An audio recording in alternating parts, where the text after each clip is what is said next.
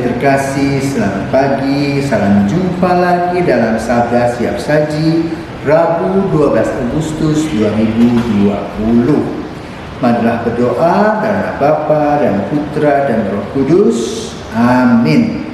Allah Bapa sumber belas kasih dan cinta kasih, semoga kami selalu menaruh belas kasih dan saling memaafkan sebagaimana Engkau mengampuni kami melalui Yesus Kristus Putra-Mu, Tuhan dan pengantara kami yang hidup kini dan sepanjang masa.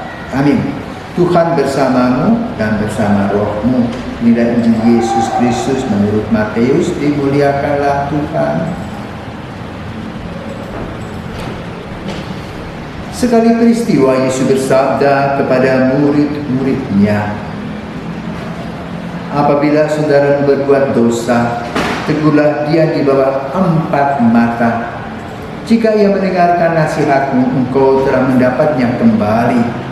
Jika ia tidak mendengarkan dikau, bawalah seorang atau 2 orang lain, supaya atas keterangan 2 atau 3 orang saksi, perkara itu tidak disangsikan.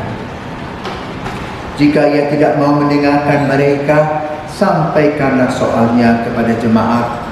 Dan jika ia tidak mau juga mendengarkan jemaat, pandanglah dia sebagai orang yang tidak mengenal Allah atau seorang pemungut cukai.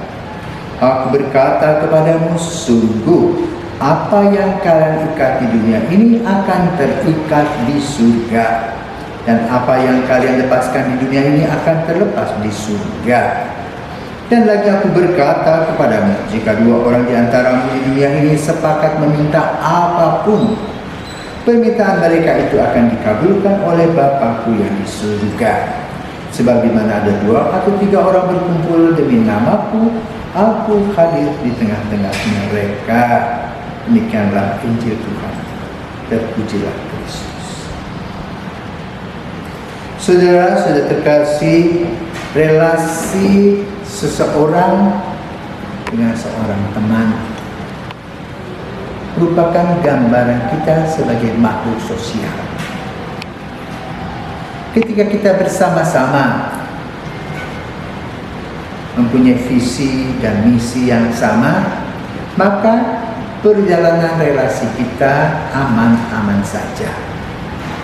Namun, ketika salah satu orang mempunyai keinginannya sendiri, disitulah terjadi konflik kepentingan. Maka dengan konflik kepentingan, kita mulai mencurigai, berprasangka buruk. Lalu terjadilah sebuah tragedi. Dalam hidup berkeluarga, pada umumnya pertengkaran besar dimulai dari pertengkaran kecil yang dikumpulkan seperti titik-titik disatukan menjadi sebuah garis. Maka lalu katakan, sebelum matahari terbenam, persoalan harus diselesaikan dulu. Lalu bagaimana caranya Yesus memberikan kepada kita tatanan moral? Bagaimana caranya? Menegur dari muka ke muka 4 mata. Artinya tidak usah orang lainnya tahu, tetapi sering kepala batu menjadi bagian dari diri kita. Kita menyangkal, kita membela diri, maka masalahnya bukan makin kecil, tetapi semakin besar. Maka dianjurkan kalau 2 orang bertemu 4 mata tidak mempan, cari orang ketiga, cari orang keempat. Ternyata saudara terkasih, tidak gampang menegur, mengoreksi orang yang tidak mudah. Maka kita harus cukup hati-hati, karena itu berkaitan dengan sensitivitas seseorang. Karena itu kita sendiri yang harus berpikir positif. Teguran orang lain harus bersifat positif. Artinya tanda cinta, tanda perhatian kepada kita. Maka kita juga perlu menolak. Kadang fitnah terjadi dan itu menyakitkan. Maka lalu bila hal itu terjadi, kita harus juga memberikan maaf, belajar memaafkan. tidak mudah. Tapi ini proses dalam kehidupan yang Yesus ajarkan kepada kita. Mengampuni dan mengampuni. Yaitu gereja Katolik sejak dini mengajak kita untuk datang ke sakramen tobat, tempat di mana kita dibersihkan, tempat di mana kita diampuni, tempat di mana kita diberikan berkat dan rahmat yang baru. Namun kita sering segan untuk pergi ke sakramen tobat karena berpikir secara manusiawi saja. Pak Sudan denganku juga punya masalah, bukan masalah itu. Kita diajak untuk datang kepada Yesus dan dalam sakramen tobat kita mendapatkan berkat seperti yang disampaikan dalam Injil pada hari ini. Itu apa?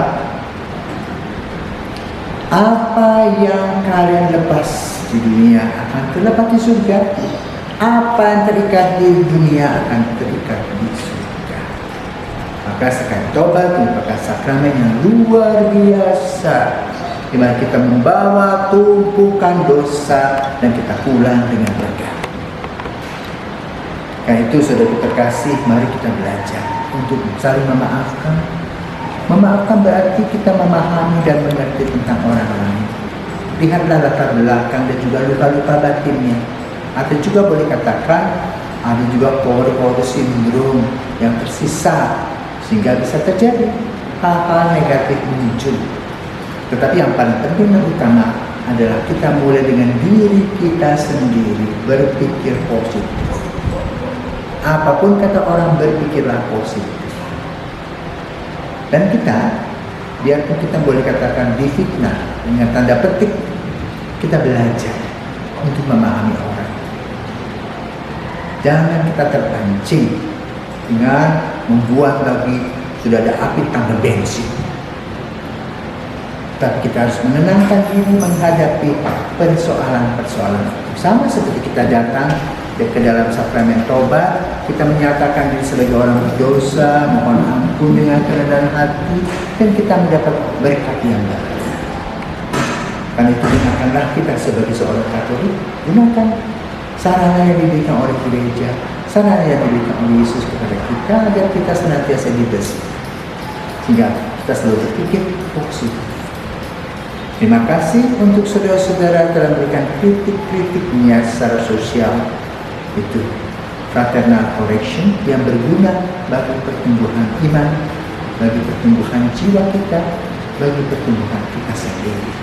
Semoga kita berkati. Marilah kita berdoa. Allah Bapa Maha Murah Hati, kami bersyukur sebab berkat belas dan cinta kasih-Mu, Engkau selalu memberi harapan baru. Kami bersyukur karena Roh-Mu yang kudus selalu menghidupi kami. Demi Kristus Putra dan Pengantara kami, kini dan sepanjang masa. Amin. Selamat pagi, selamat beraktivitas. Tuhan